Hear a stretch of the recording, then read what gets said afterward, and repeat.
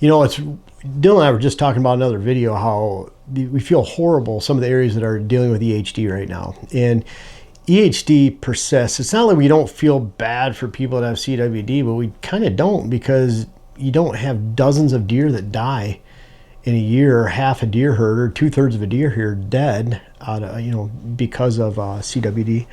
But EHD is a very real thing, and it happens because of drought. It gets to this time of year, drought persists somewhere. And you see, like 2012 was a horrible year. Southern Michigan, Indiana, Ohio, clients down in Iowa, Maryland, client out there, Delaware. He lost, I think, 26 deer. I was there in February of 2012, right around there, and he'd lost 26 deer on his property. And he didn't have that many deer to lose. It was pretty crazy. So the point is that drought comes in, the water recedes, and this happens. But drought plays a big part in not only EHD and that receding water. The EHD midge lives in that cracking and drying mud, but food plot failures. And really kind of the hopes and dreams of a lot of hunters and people that own land. What's going to happen if we're hunting down in Pennsylvania public land? We'll be down there for the opener. It's right around, it's that Saturday after Thanksgiving. So date varies by a little bit each year. I'll be hunting the UP of Michigan opening day, November 15th. Any drought that persisted in those two states or those areas during the summer, fall has really no bearing other than EHD on my hunt in those public land areas. It's not going to really matter. If there's no acorns, I hunt here. If there's no beech nuts, you hunt here. It doesn't really matter. I'm going to go out and hunt and enjoy the hunt. But for you on private land and manage at private land, drought can really hit you really hard. And there's a lot of people that have been going through this. So whether you're thinking about it that luckily you've already had some rain, or you're thinking about what do I do next year if this persists, let's talk about a few things that I look at where we kind of try to drought proof our land. Because even though we haven't had EHD hit here, it's been within a few miles, then we still have to think about that drought every single year. First off, tank water holes. I love the tank water holes, and even then, when we're placing water holes for deer, when there's drought, you might find this interesting. Unless the drought persists for a long time, gets into the fall, like September, October, we don't really see, because there's drought in July, the deer all of a sudden start hitting the water holes. They still get their moisture and water needs met through green vegetation. But what we do see with the water holes is we see evaporation and we see loss of water. So we started out with a 27.5 gallon barrel. It was a 55 gallon drum cut in half lengthwise. And we found quickly that in a week and moderate deer use, even with a little rain, it's dry. It doesn't last very long, 27.5 gallons. We found that deer will go through about 100 gallons in moderate use, no rain, in 3 to 4 weeks. So we used 110 gallon tanks for a long time. Moved up to 150. Well, that wasn't that much more. It gave you an extra couple weeks maybe during drought. So we've really settled on 300 gallons. But one of the big things with these tanks, when it is, regardless of evaporation and deer use and your deer hunting plans and deer hunting strategy, and we love hunting over them, the EHD needs mud and dry and receding and cracking mud. Well, when you have tank water holes, we don't have mud around that water hole like a natural pond where it has that dry and receding. So when we get in these areas right here, we don't have swamps, standing water. It's all in this bluff country. We have creeks in the bottom that are flowing from springs. They're clean, clear, and they just keep flowing even if it's dry. They might go down a little bit, but we don't have mud.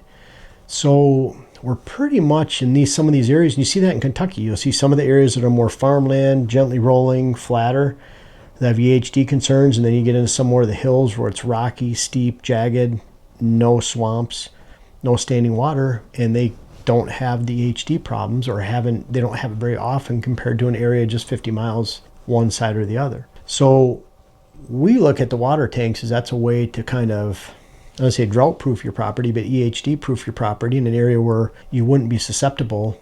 I think a lot of people are susceptible in this area because they've added water holes that aren't tanks. We like that tank size at 300 gallon, even the 150 is a perfect depth. It's 25 inches. And so it's something a deer can step into, they can get on their knees and drink it pretty easily, even down by the bottom. And at the same time, You want a wide enough opening for them to be able to do that on the top, but you don't want it so wide that you lose a lot of water based on evaporation. So if you have a 12, 14 inch deep pond and it's 250 gallons, 300 gallons, for one, it's 8 feet wide and it's really hard to get out there, transport, move, but there's a lot of surface area so you get more evaporation.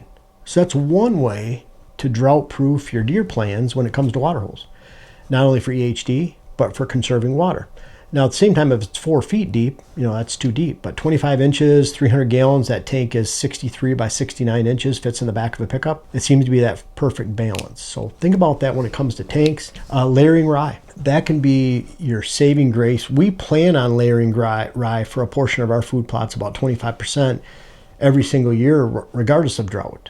So we're looking at that as kind of, we want that rye coming in October, fresh young rye. Late September, it's starting to come in. And then October, it persists. And then any warm up, it's green and available, and it's still green and available in the spring. So it hits a need for the local deer herd at a time when there's nothing else green in the spring, sometimes 2 to 4 weeks before spring green up. So that's one thing. But at the same time, if your food plots fail, dump wheat if you have really good soil. That's not a bad thing, but rye grows and germinates in colder temperatures and even winter wheat. We're talking annual rye, fall rye, rye grain, not rye grass. But that rye can be a saving grace for your food plots. You just coat that food plot with a heavy amount of rye and enjoy the season. I think a lot of times we're focusing on that rye at that time because we've had a huge reliance on summer food plots. So whether it's summer corn, summer alfalfa, summer soybeans, you're putting all your eggs into this basket. Drought persists. Beans get a lot of overbrowsing at times. And then all of a sudden you're left with no food plot going into the fall. Well, then that's where that layering rye comes in. And so we're planning on planting in the fall. Some of you out in Montana, that's an arid time of the year. There's a lot of irrigation out there. And so you're irrigating or you're looking at, well, I'm going to apply rye in October, a later time period. You're at least looking at it like, I'm not putting all my eggs into a June, July planting, knowing I'm going to have drought and then have a complete crop failure. So whether it's water holes, layering rye, not relying on those summer food sources, really putting all your efforts into the fall, that's how we've been able to withstand droughts. I can add one other thing in there, your food plot timing and planting. We plan on planting right around the end of July, August 1st. That means if you have a giant rain coming on July 25th, and you can see, you start to look at it and it's 4 out of 6, 5 out of 7 days or some type of rain. There's a couple days in there where they're saying 80%, 60% plus. You don't want to miss that because that time of year, if you're getting that from the 25th to the 30th of July, you're probably not going to get that same amount of rain the first week of August, the first 10 days. So that's your shot right then. So it pays to really watch the weather and plant right before that rain as best you can. I know some of you have your time planned to plant food plots. It's going to be that first weekend in August, for your timing, whatever, getting away from family. You have to plant either way.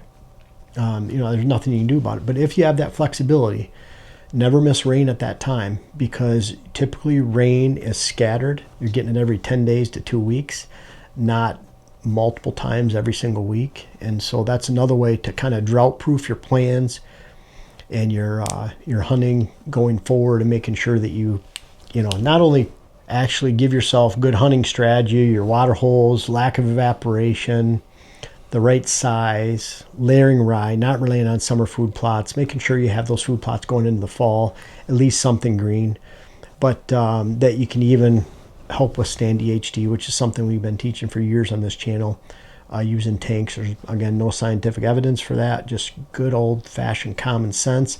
And I think drought-proofing your land and making sure that you can withstand a drought, takes a lot of common sense too. And if you apply some of these factors, then you can drought-proof your land for this fall too.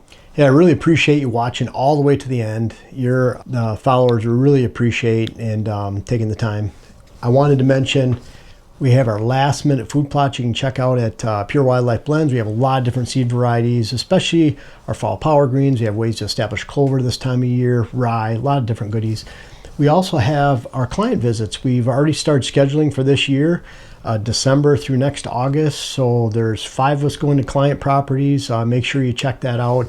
And then finally, our books and web classes. They're great Christmas presents this time of year is when they really start to sell. Really appreciate you watching. Just check out Whitetail Habitat Solutions, or for this food plot seed company, purewildlifeblends.com. Thank you.